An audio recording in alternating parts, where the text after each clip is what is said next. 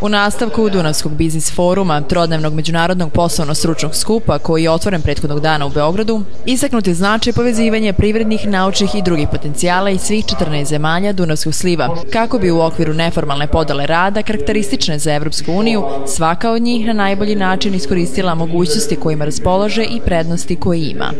Prednosti naše zemlje su, ja to kažem, prvo u prirodnom kapitalu kojim raspolažemo. Evo, uzmite samo prirodni kapital u poljoprivredi, vrhunsko zemljište kojim raspolažemo, doduše neracionalno i nedovoljno iskorišćeno,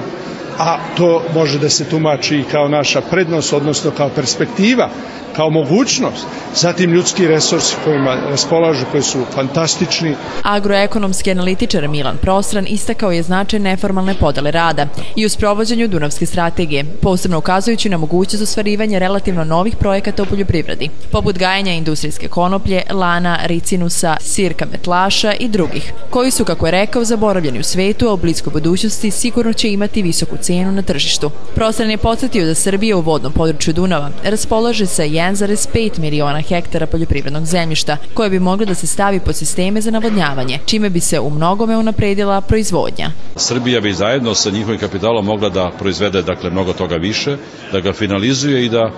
plasira i naravno u Evropsku uniju, ali da ga plasira i pre svega u zemlje Dalekog istoka. Dakle, Dunav je taj, što bi pesma rekla, Dunav je naše more i Dunavom se može prevući